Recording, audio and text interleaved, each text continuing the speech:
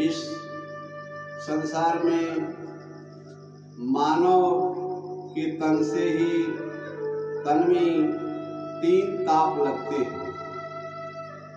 मानव के ही शरीर में जब मानव शरीर पकड़ लेते हैं तो शरीर पकड़ने के बाद उनमें 3 ताप लगते हैं या 3 कीड़े होते हैं शरीर के, वही इसमें लग जाते हैं।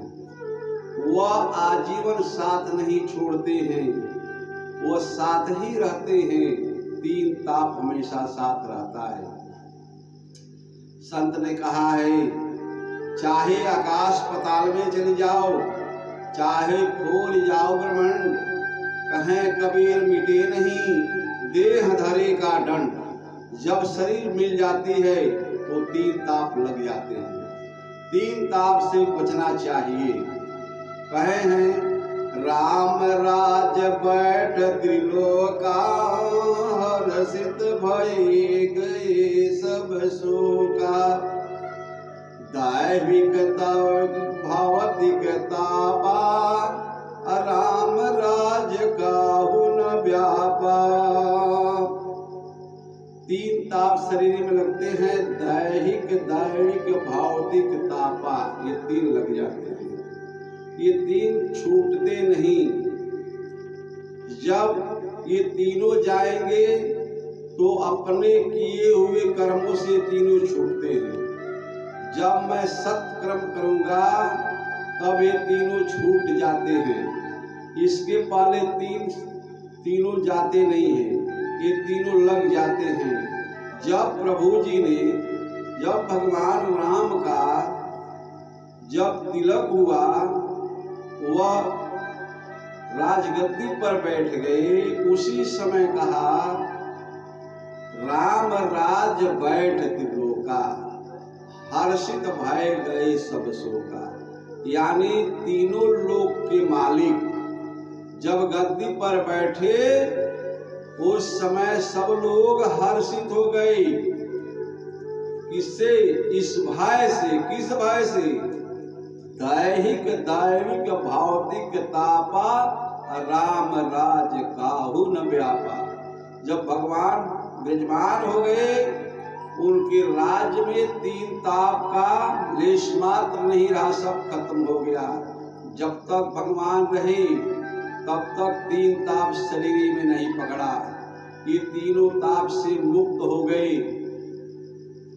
आजीवन भगवान तो चले गए, लेकिन मानव तो रहेंगे। मानव कहाँ जाएंगे? रोग कहाँ जाएगा? जब तक भगवान रहे तब तक तो बचा दिए। अब भगवान नहीं है तो शरीर में 3 ताप तो पकड़ेंगे। तो 3 ताप से बचने के लिए हम कहाँ जाएं? किसके पास जाएं कि 3 ताप न लगे? तो 3 ताप से बचना है तो संत शरण में जाएं। संत शरण में जाएं। संत 3 ताप से वो मुक्त कराता है। जो संत होते हैं वो 3 ताप से मुक्त कराते हैं, तीनों ताप से छुड़ा देते हैं।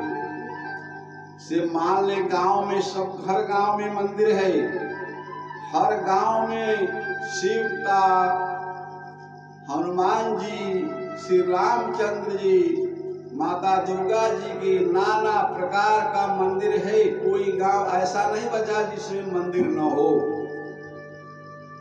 तो चाहिए सभी लोगों को, मानव को तो पता ही नहीं, ताप तो लगेगा, लेकिन अगर वह ताप छुड़ाना है तो अपने गांव में एक मंदिर की चुनौती करें। उस मंदिर पर सुबह शाम जाया करें और एक अच्छा साधु रहे उस पर, या संत रहे बढ़िया। संत के अंदर 3 ताप नहीं लगते, वो अपने सत्कर्मों से बच जाता, 3 ताप नहीं लगता है। अगर आप उस मंदिर पर जाएंगे तो संत जो होता है 3 ताप छुड़ा देता है। रोज नित्य जाया अगर करें तो मंदिर पर सुबह शाम दिन भर के जो काम आप करते हैं, जो पाप हो जाता है, उस पाप को रोज साफ करना चाहिए। अगर आप मंदिर पर जाएंगे, सुबह शाम संत के भी पास जाएंगे, तो संत रोज डेली का डेली वो पाप मिटा देता रहेगा। वह अपने वाणी से, अमृत वाणी से, वो अमृत का बारिश करता है। उस अमृत वाणी से वो रोज का रोज पाप समाप्त हो जाता है। जैसे मान लीजिए कपड़ा अगर पहनना है, अगर गंदा होता 2 दिन पर 3 दिन पर उसको फ्रेश कर दिया जाता है, उसकी मैल छूट जाती है। अगर 6 महीने पर एक बार धोया जाए तो उसका मैल नहीं छूटती है।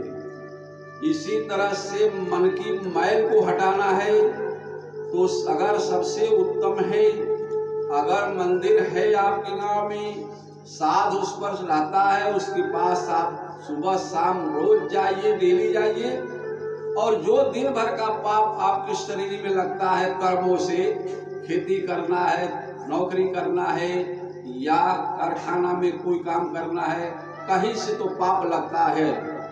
तो अगर रोज का पाप अगर मंदिर पर सुबह शाम जाने चले जाते हैं, वो संत के पास समय देते हैं आधा घंटा।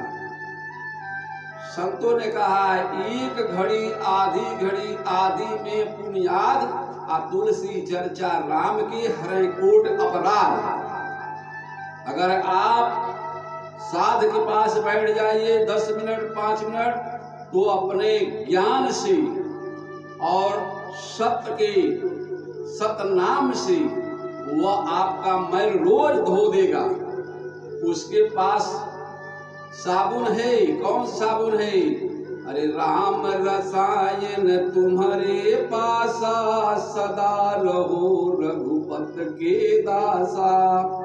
राम का एक नाम है, वो राम नाम रूपी साबुन है, वह संतों के पास होता है। उस नाम से वो आपके अंदर का सारे पाप, सारे मैलों का वह धो देता है। तो मंदिर पर जब जाएंगे तो कपड़ा जैसा रोज खींच करके गंदा निकालते हैं, तो मंदिर पर जाने से वो संत जो होता है, आपके दिन भर के जो गंदा भाड़ा होता है, जो कचरा लग जाते हैं शरीर में, वो धो करके फ्रेश कर देता है।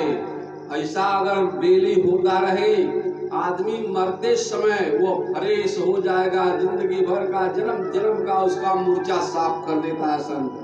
वो रोज फ्रेश होता रहेगा, उसके अंदर पाप कर्म नहीं रहेंगे, वो फ्रेश हो जाता है।